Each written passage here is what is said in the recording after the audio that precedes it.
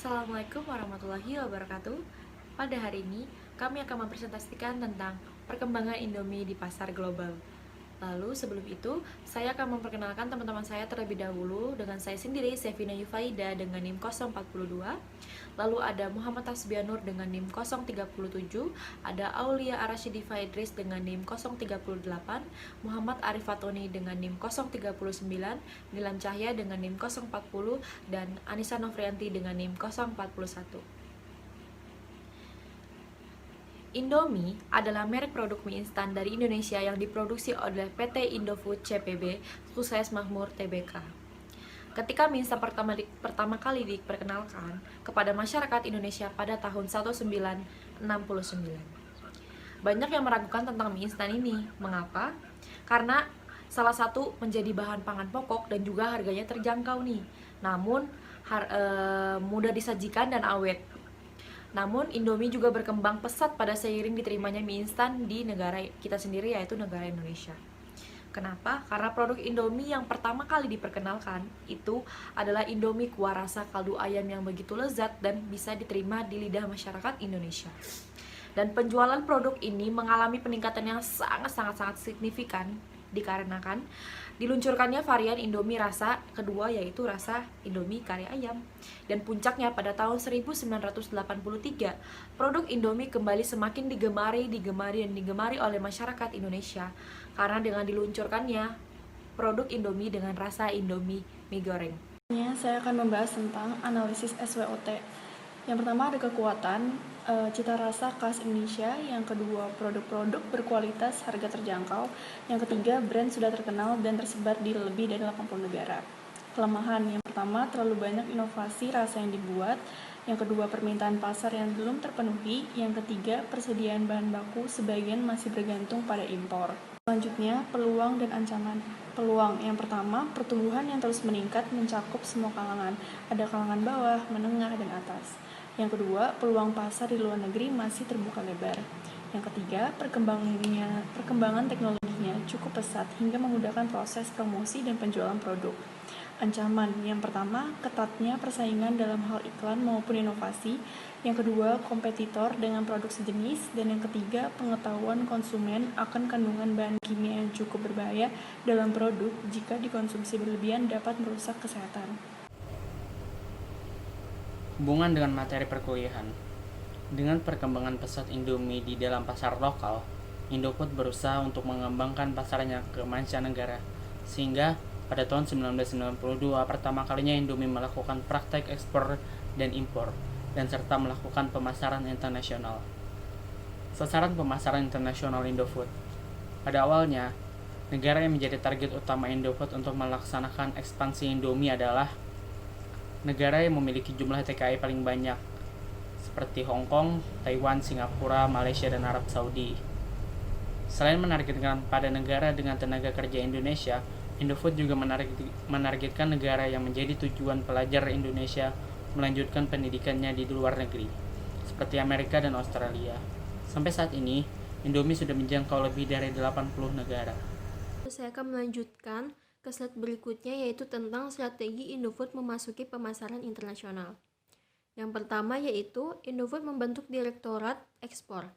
Jadi, Direktorat Ekspor ini mempunyai tugas fokus mengembangkan ekspor Indomie ke berbagai negara. Tim ini juga yang aktif mempelajari semua izin impor di setiap negara. Yang kedua yaitu dibentuknya Regional Office. Jadi, Indomie membangun pabrik tersendiri di negara-negara yang merupakan target utama Indomie. Pabrik tersebut didirikan dengan tujuan agar Indofood tetap bisa mengekspor produk lainnya tidak harus diekspor dari Indonesia, sehingga akan memudahkan pendistribusian. Selain itu, adanya keberadaan toko-toko Indonesia atau Asian Market di luar negeri juga membantu perkembangan Indomie di negara tersebut. Yang ketiga, Indomie juga memperhatikan keamanan bagi pembeli produknya. Menurut Franciscus Welirang, Direktur PT Indofood Sukses Makmur, memastikan proses produksi Indomie sesuai dengan standar internasional adalah fokus utamanya mereka. Berkaca dari pengalaman Indomie, ada beberapa hal yang harus diperhatikan untuk melakukan ekspor makanan, yaitu yang pertama, keamanan sesuai standar. Bukan hanya sekadar keamanan produk saja, bahkan lebih dari itu, yakni proses produksi yang harus sesuai dengan standar internasional. Yang kedua, bahan baku. Bahan baku yang diperoleh harus dari kebun atau pertanian yang sudah memenuhi standar Good Farming Practice. Yang ketiga, security. Hal ini harus dijaga secara berkesinambungan karena sudah menjadi tuntutan dunia, yaitu berupa pemenuhan persyaratan standar bagi eksportir untuk memasuki negara tersebut dalam bentuk sertifikasi ISO 9001, 2000, dan Hazard Analysis and Critical Control Points. Kemudian ada bauran pemasaran atau marketing mix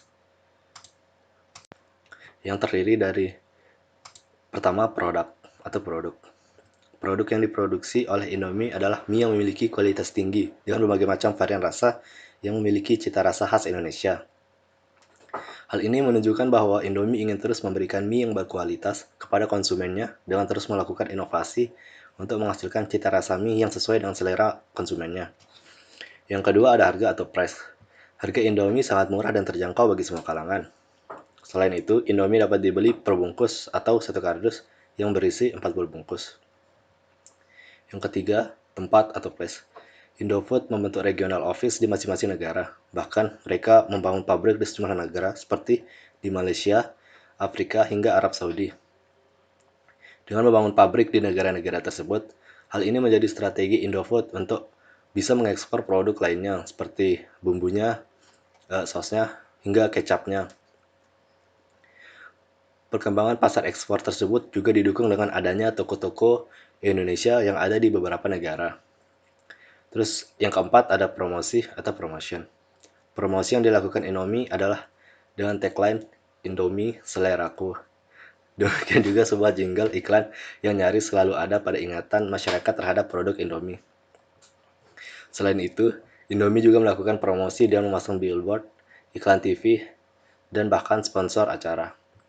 Jadi kesimpulan dari presentasi kami hari ini yaitu produk Indomie dapat memasuki pasar global karena mereka sudah melewati 4 tahap. Yang pertama yaitu no foreign marketing, yang kedua infrequent foreign marketing, lalu ada regular foreign marketing, dan yang terakhir adalah global marketing operation. Hal ini dibuktikan dengan didirikannya pabrik Indomie di luar negeri. Yang pertama ada di Nigeria dan yang kedua ada di Arab Saudi. Varian rasa yang mereka miliki disukai dan cocok dengan semua kalangan, mulai dari anak-anak hingga yang dewasa. Maka tidak heran jika Indomie menjadi produk mie instan favorit. Bahkan di Nigeria sendiri, Indomie sudah menjadi makanan pokok sehari-hari. Hal ini menunjukkan bahwa PT Indofood Tbk sukses membuat produk yang disukai banyak orang, mulai dari masyarakat lokal maupun masyarakat mancanegara. Itu tadi presentasi dari kelompok kami, kurang lebihnya mohon maaf. Assalamualaikum warahmatullahi wabarakatuh.